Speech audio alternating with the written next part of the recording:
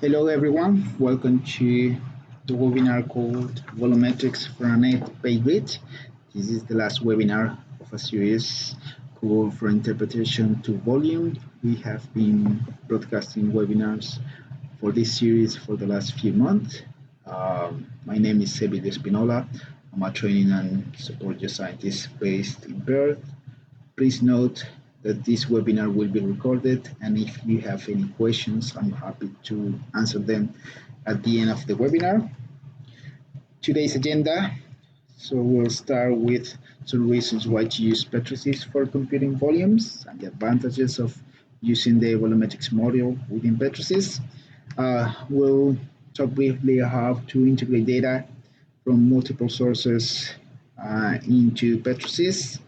We'll discuss briefly some key concepts that we need to be aware of when we are computing volumes in Petrosys. We'll see how to integrate the volumetric computation within a workflow, and we'll have the demo after that. But to finish it, we'll come back to a couple of additional slides. So, why should we use Petrosys for computing volumes? The first and most important reason is because it is a fast and accurate way to compute volumes. You will notice, and I'll explain it to you in a few minutes, that there are two key parameters that we need to set, which are called slice thickness and cell refinement. These two parameters can be easily adjusted and see the impact that they have in the computed volumes. When we run the volumetrics in Petrosys, we're able to create an XML report that can be seen in any internet browser, and we can share with any stakeholder. So even if they don't have a specialized software, they will be able to see the report in any internet browser. This report includes charts and details of the input data and the parameters that were used for the computation. So it does provide the basis to follow what it was done. So the narrative are included within this report.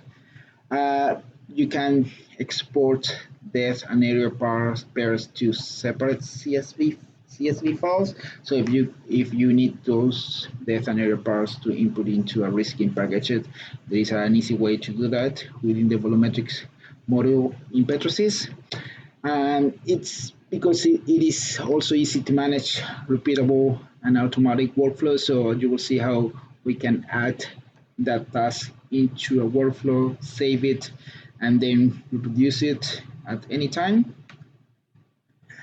Regarding data integration, you have seen in the previous webinars that we have taken data from multiple sources to compute our time grids, depth grids, and also to compute our thickness grid. So it doesn't matter where you have your interpretation data.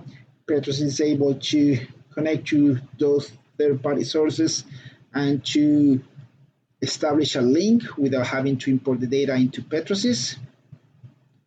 And that's essentially what we are demonstrating with this series of webinars. So we keep our interpretation data in our interpretation package, but we use it to create quality presentation maps and to finally compute the volumes that we are going to demonstrate in today's webinar.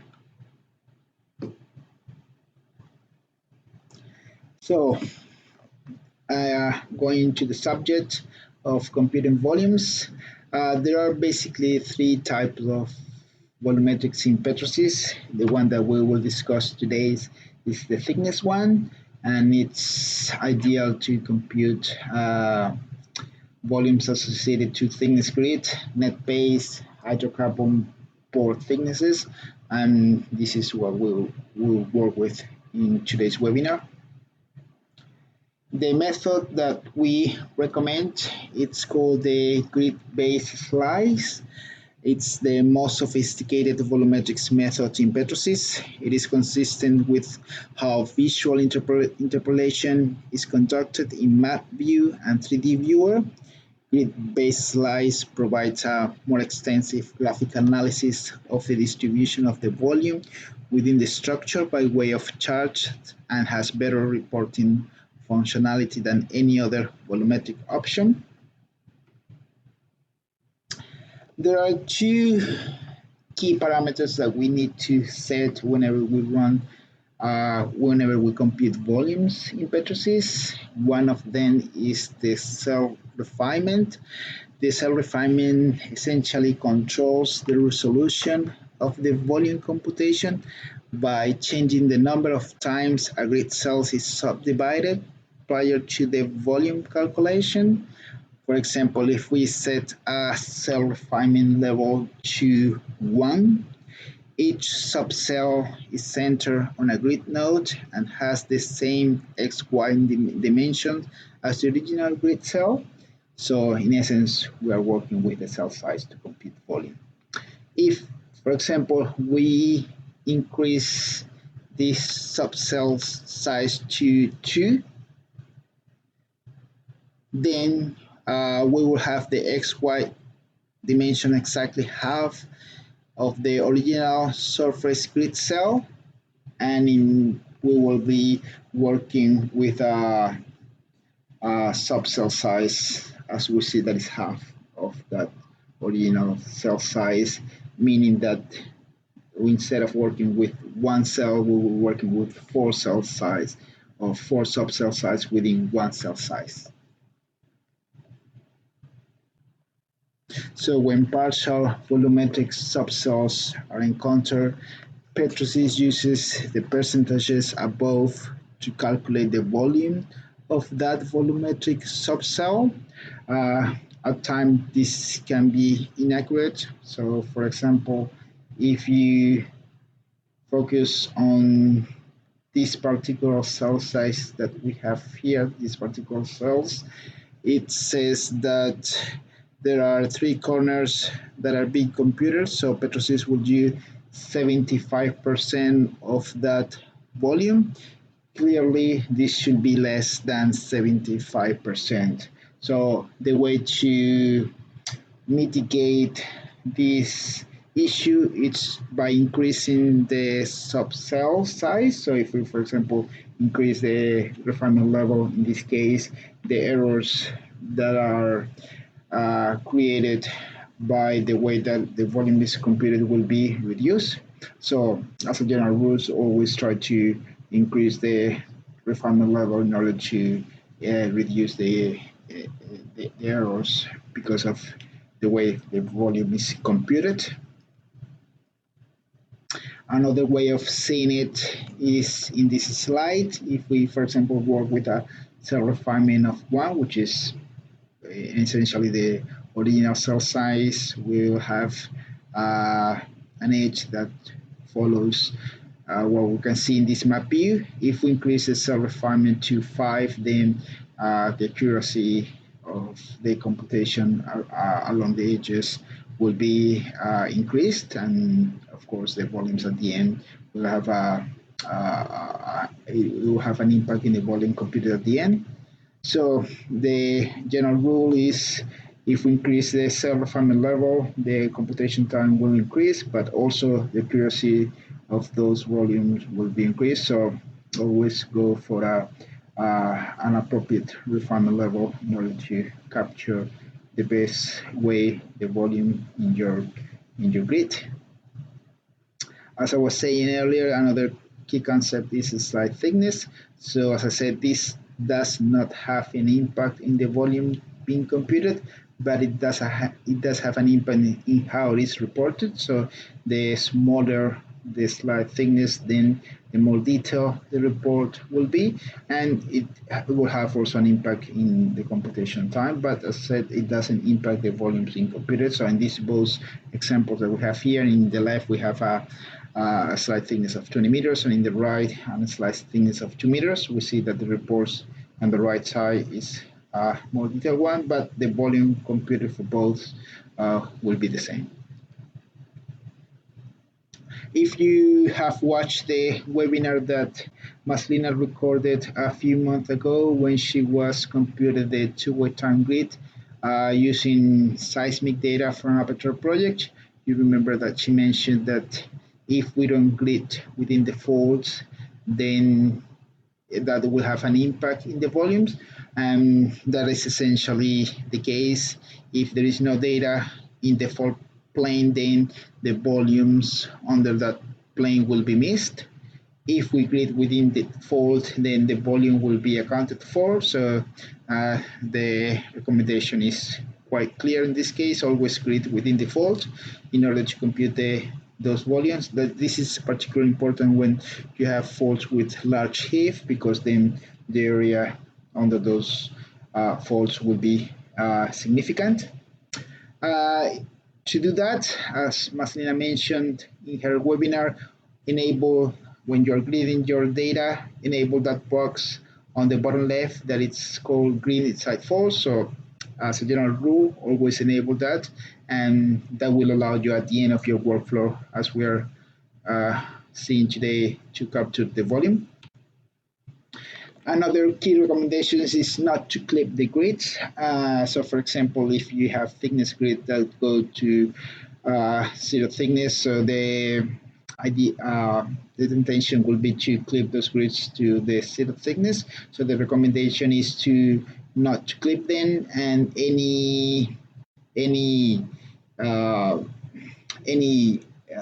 negative thickness that might be created theoretically will be accounted for, and it will be computed correctly at the end. If we clip the grids, as we see in the bottom left graphic, in the bottom left map, we see that there are some areas close to the edges that because of those nodes, the grid nodes have been removed, then the software is not able to interpolate close to these edges. So those areas that you don't see color fill, the volume will not be calculated in those occasions. So as I said, the way to constrain the computation of volumes is using reference levels.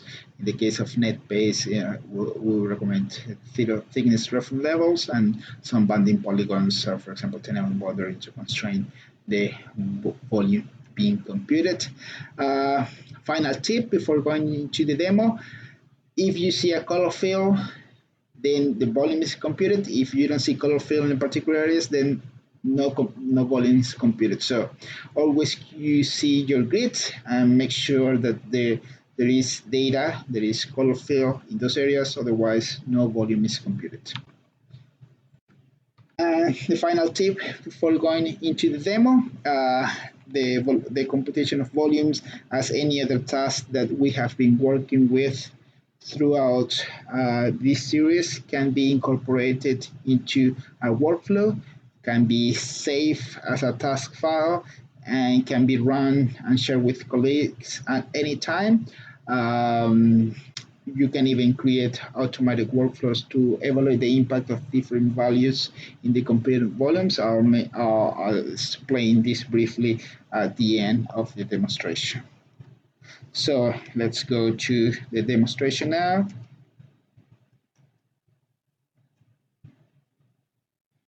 Okay, so this was the initial map created by Marcelina when she created our time structure map. So she took seismic data from our Petro project and created this grid, and then she created the map surround all the map elements to produce a quality presentation map. Then 2 months ago, Carolina went through how to do depth conversion in Petrosys. So she took the two-way time grid that Marcelina created and used some pseudo velocity to compute our depth grid. And as a result is the depth grid that we see on our map.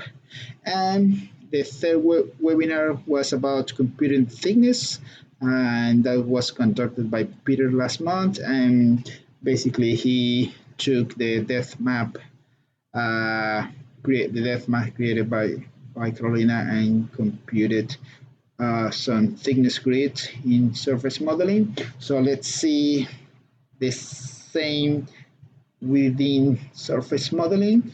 So we have a workflow that's pretty much going through the same elements that I explained or that I talked to you about in the map. On the top, we have the task that Marcelina created to compute our time structure maps. Then Carolina took those time structure and applied some grid arithmetics to do some depth conversion and to get the formula to do the depth conversion. Finally, Peter took those depth grids created by Carolina and computed the net paid grid. And the last step remaining will be the one that we are going to talk about, which is the computation of volumes in Petrosys. So let's go to our volumetrics module to start doing the computation of the volumes for the net pay grid. So we go to volumetrics, we select our first method that we were talking about in the presentation, which is called grid-based slice, which is the most accurate method within Petrosys. As soon as we open, we see that the first thing we need to set is the type of volumetrics. As we discussed, there are three types of volumetrics that we can select from in Petrosys.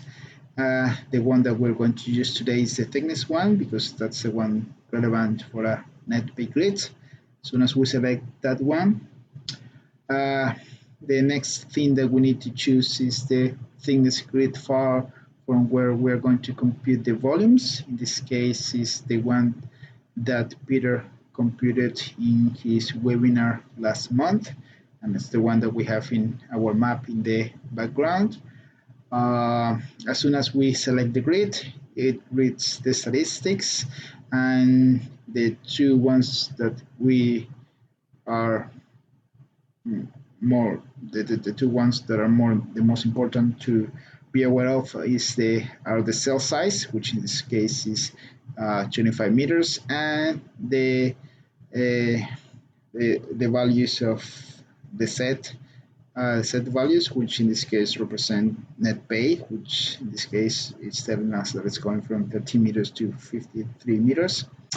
As soon as we notice these values for the statistics, then we need to set a couple of parameters. In this case, because we are talking about a thickness grid, we only have one interval. If we were working with top and base thickness, then we could set different intervals depending on the hydrocarbon. In this case, we only work with one, which will go from 0 to 53 meters. And we see on the right, we have a gradient that's, this gradient will be associated to the styling of the XML report that we create. And we will see how that looks when we create the report at the end. If we go to the first tab that is called compute, on the top side, we see the two most important parameters that we need to set when we are computing volumes in Petrosys. The first one is slide thickness. As I mentioned earlier, this has an impact in the way it is reported the volumes, but it doesn't impact the actual number of the actual volumetrics being computed. In this case, let's start with a thickness of 10 meters. It means that every slice will have a thickness of 10 meters. And the other parameter, which I think is the most important one to set, is the cell refinement level. As I was mentioned earlier, this has an impact in the volumes being computed. If we set a cell refinement level of 1, it means that we will be working with the original cell size, which is 25 by 25 meters. So for this first attempt, let's use these two parameters and see how it goes. The other parameter, the other important tab that we need to look at is the reports tab.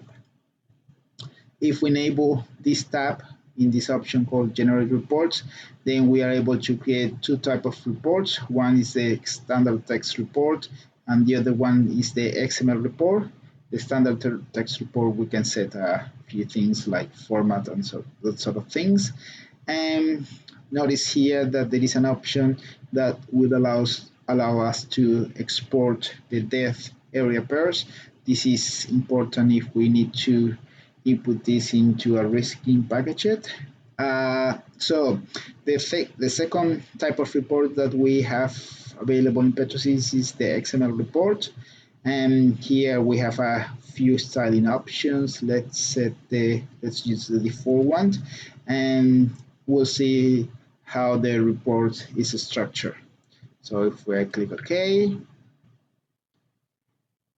as soon as I click OK, it will compute the volumes, and it will create the XML report that I was talking to you about. So you see in the top, we have the title that we have set for this report, and we have the total area and the total volume being computed for this one.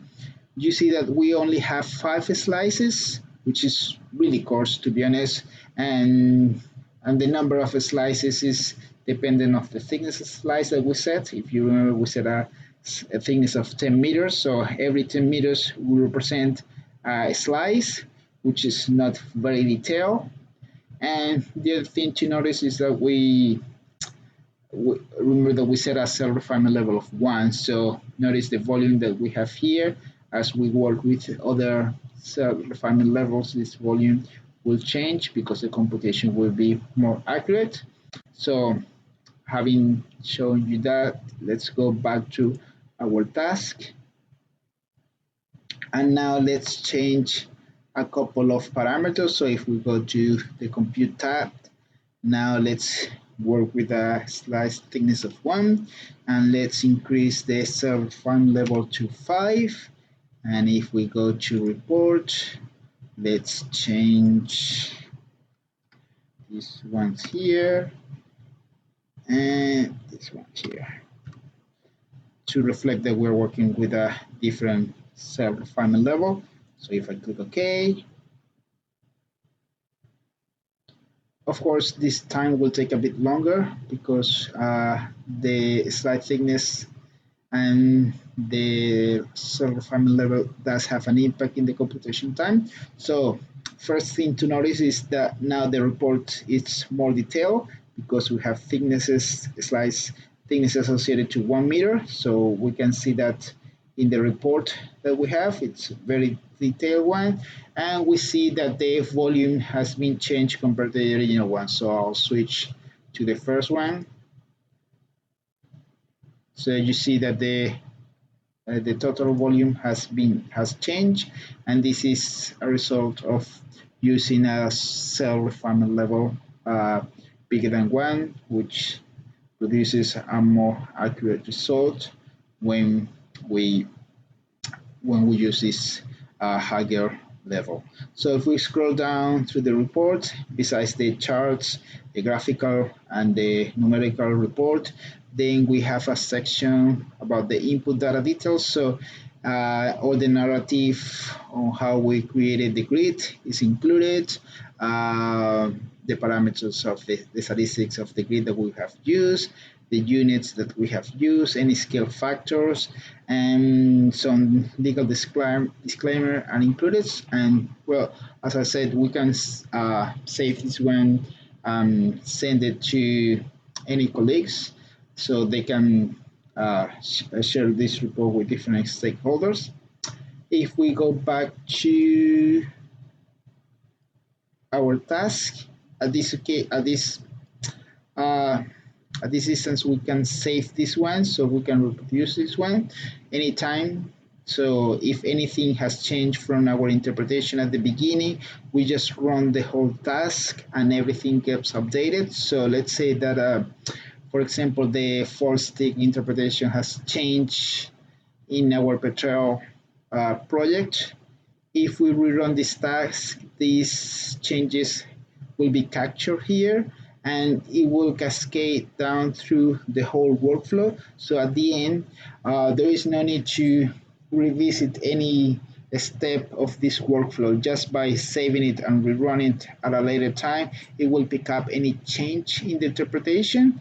The same goes like if we change any of the parameters that we have here, we rerun it and then it will be automatically included into it will automatically account for when we run the volumes at the end of the workflow. So basically, this is the whole workflow that we have been working with through the last series of webinars. So from top to bottom, we computed our grid using seismic data from Patel, and then we did some depth conversion using some pseudo velocities.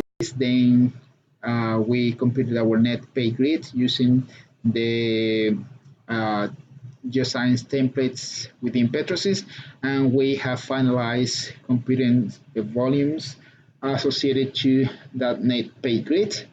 We could, if we want, embed that report into our map. We could do it, for example, if we turn off this location map. There are two options that we can use. We can display the graphic report. So if we go to display picture raster image, and if I choose the chart associated to the XML report, and if I click interactive placement, sorry, let's code it again. Okay, this is the one, sorry. So if I click again, and then if I click this one here, and if I drag it, then I will have my report embedded into my map, into the title bar area. So of course we need to zoom in and do some adjustment to make it better. Another option that we may explore is to actually input the text in the volumetrics. So if we go to display, drawing tools, text,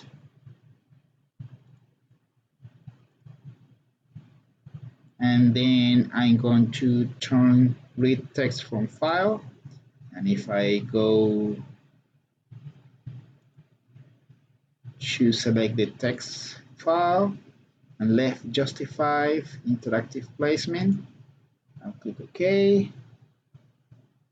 Because I will need to adjust this a little bit, and as soon as I click OK, I have pasted my volumetric report into my map. So that is now, the volumetric is now part of my map, and if I can save it, then I can export it to a PDF, so it will have not only the map and the net pay grid, but also the volumetrics report associated to that particular one. The last thing that I wanted to show you was that you could expand these volumetrics into, for example, having a different series of volumetrics associated to the same net pay grid, but with different cell refinements. So you see the impact that has in the computer of the volumes.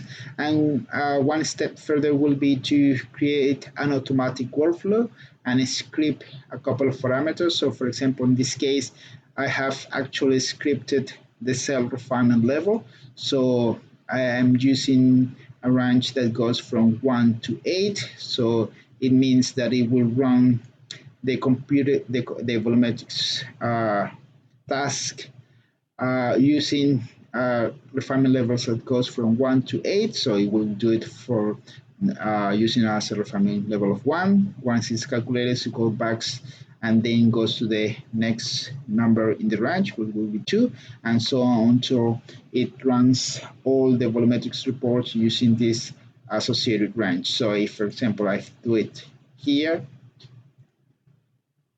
and we'll start to compute the volumes, and it will create the volumetrics reports for different cell refinement level, which is doing it in the background. So that's I guess the end of the demonstration. So let's go back to our slides.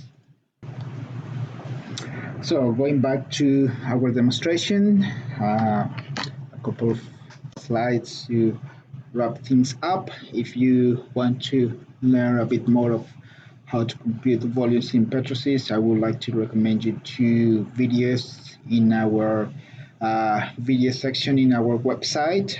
One is called Volumetrics with Petrosys from 2012, and there is another one that I recorded myself last year, which is it takes into consideration a couple of new cases. I highly recommend it to look these videos if you want to learn a bit more about the key concept and the other type of volumetrics that we work with in Petrosys. Also, we have our Learn section in the client portal, which include volumetric workflow guides, uh, the very details for each one of the types. So there is one PDF that talks about thickness, another one about top and base, and the third one about tops. And I highly recommend you to log into the client portal, visit the Learn section not only for the volumetrics workflows, but for any workflow that you want to learn a bit more. In Petrosys, there is a huge section of workflows available to all the clients.